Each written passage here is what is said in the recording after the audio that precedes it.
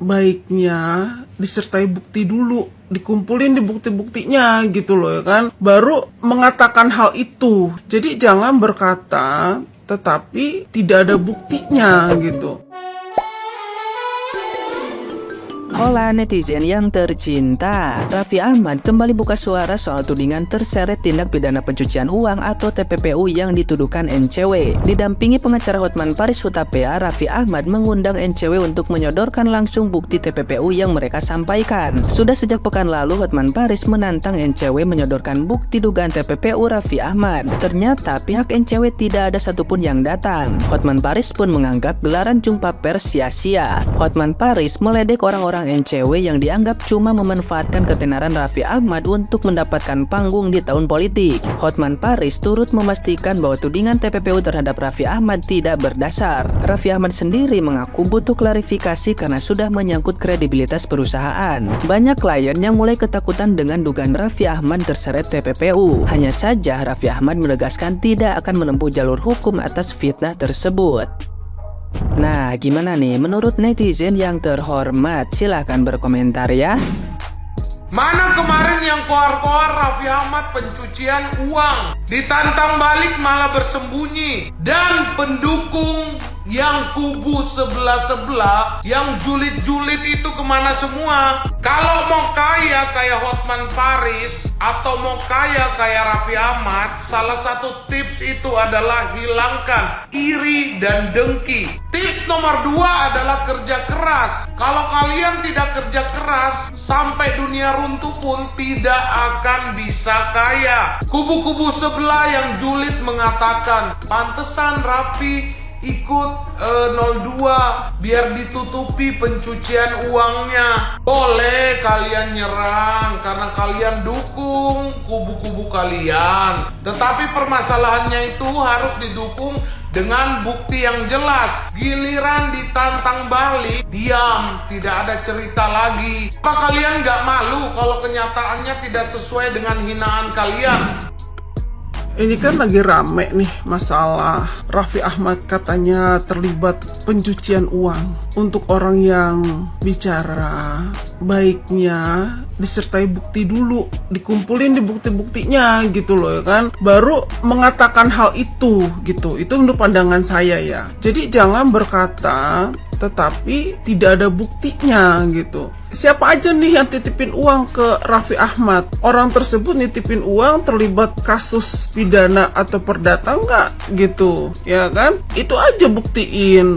Nah, kalau misalnya ternyata, ini menurut pandangan saya ya, ternyata uang tersebut memang uang datang dari luar yang Raffi kelola di dalam negeri, ya kan? Dan bukan uang negara gitu, dan tidak merugikan negara maupun untuk rakyat Indonesia tidak dirugikan, justru membuka lapangan pekerjaan yang besar untuk rakyat Indonesia di dalam Indonesia sendiri gitu loh, ya. Di dalam negeri itu Raffi itu banyak bisnis dibuka, membuka lapangan pekerjaan, memberikan kesempatan untuk rakyat Indonesia bekerja yang pada nganggur, ya kan gitu, ya kan. Itu menurut pandangan saya loh ya. Jadi gak salah gitu kita ngurusin harta orang lain, ya kan. Yang kita bicara itu nggak punya bukti, akhirnya kan pepesan kosong itu namanya ya. Sekali lagi saya katakan, jika memang ini adalah benar ada pencucian uang, sertakan bukti. Dan jika ini memang uang dari luar ke dalam untuk dikelola di dalam negeri, ya udahlah, nggak usah ada urusan, nggak usah perlu tahu tuh uang dari mana asal usulnya, ya kan. Yang penting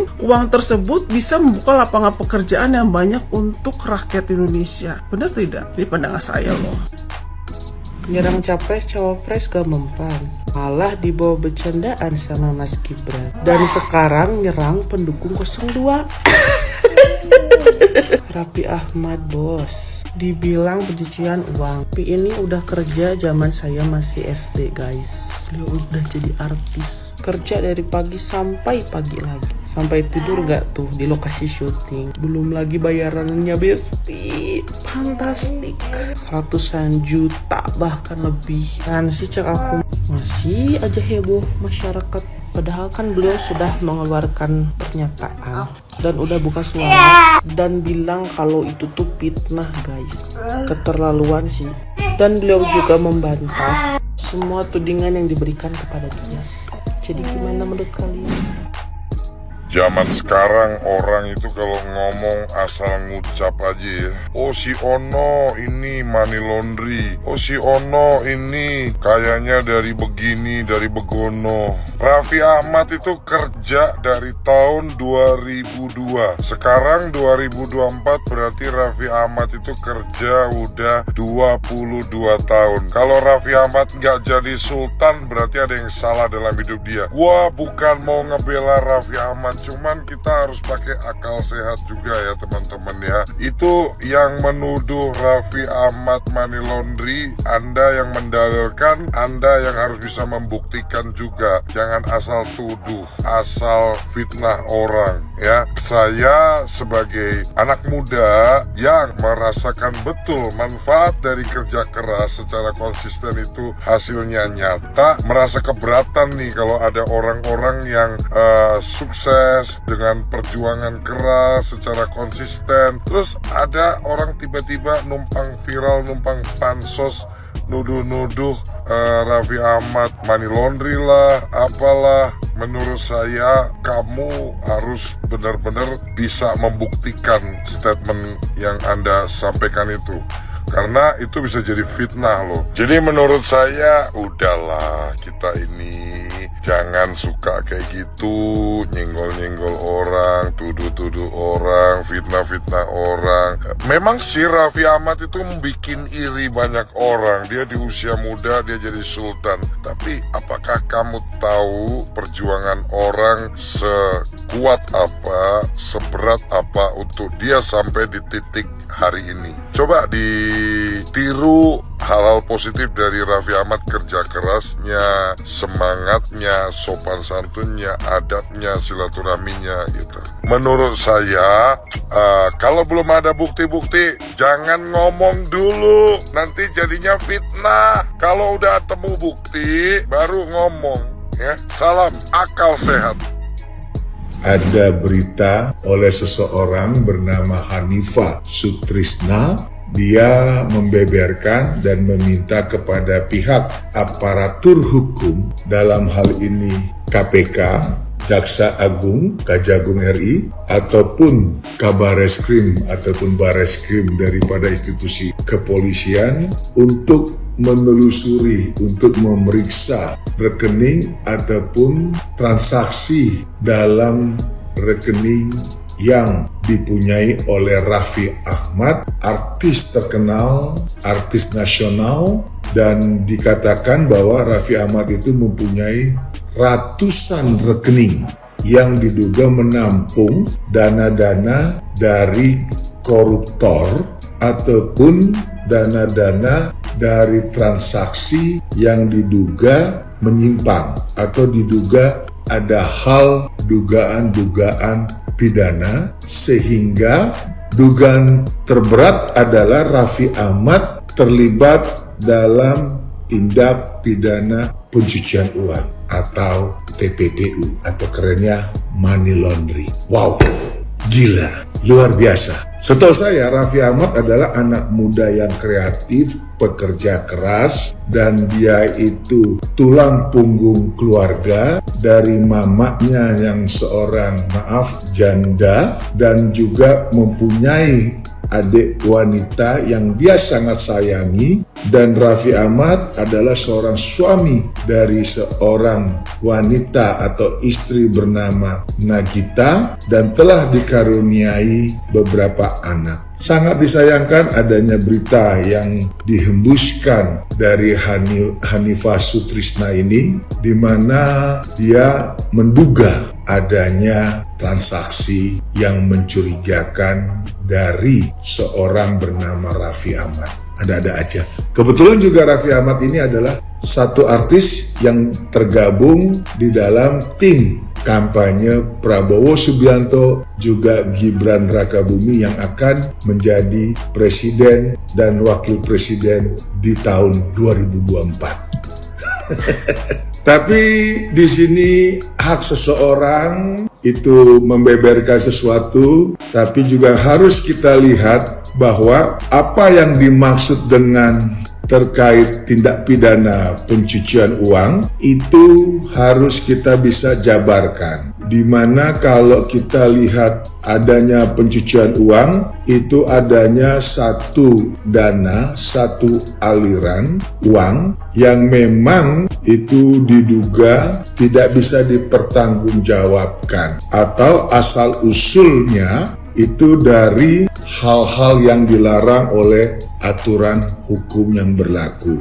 Baik itu dari kegiatan korupsi, baik dari kegiatan teroris, ataupun dari kegiatan narkoba. Nah, ini terkait yang diatur di dalam undang-undang yang namanya tindak pidana pencucian uang. Dan dari permasalahan ini, saya berharap Raffi Ahmad bisa membuktikan bahwa dia tidak seperti apa yang diduga oleh seseorang bernama Hanifah Sutrisna ini, itu dengan cara Raffi Ahmad melaporkan seluruh keuangannya, seluruh rekening yang dimilikinya atas transaksi-transaksi yang pernah dilakukan atau dilakukan pada saat ini itu kepada pihak PPATK. Karena di PPATK sendiri diatur di dalam pasal 29 Undang-Undang TPPU,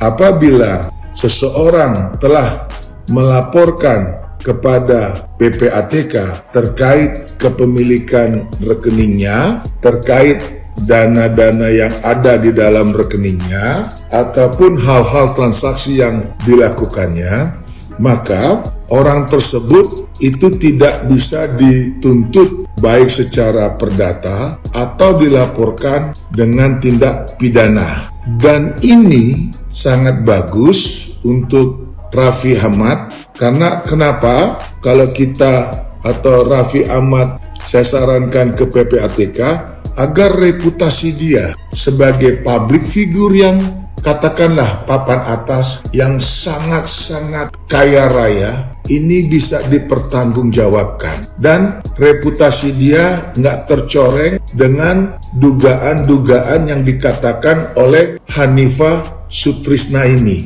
Dan dari adanya laporan resmi kepada PPATK, selain resiko reputasinya tetap bisa terjaga dan resiko dari kejaran hukum juga bisa dihindari. Karena kenapa? Tadi yang seperti saya bilang di pasal 29 TPPU, apabila kita melakukan laporan kepada pihak PPATK, ya, itu maka jelas di dalam pasal itu ada yang dikatakan bahwa akan dilindungi dari dugaan laporan tindak pidana ataupun gugatan keperdataan. Nah, di sini kalau seandainya bisa dimampu atau dibuktikan oleh Raffi Ahmad bahwa seluruh transaksinya clear and clean, tidak tutup kemungkinan Raffi Ahmad bisa menempuh upaya hukum baru,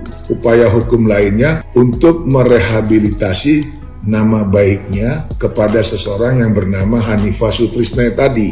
Karena gara-gara adanya perkataan atau pernyataan yang telah sangat-sangat viral di media, itu bisa menempuh untuk melaporkan Hanifah Sutrisna ke pihak kepolisian. Nah, ini dari saya, seorang advokat, dan saya juga berprofesi praktisi hukum. Nama saya adalah Dr. Togar Situmorang. Ini yang bisa kita bagi untuk Raffi Ahmad, mendukung Raffi Ahmad, artis kebanggaan, artis nasional, untuk mengklirkan nama baiknya. Segera laporkan semua rekening saudara, transaksi yang saudara lakukan kepada PPATK. Maka Anda akan terhindar dari resiko hukum dan resiko nama baik ataupun reputasi sebagai seorang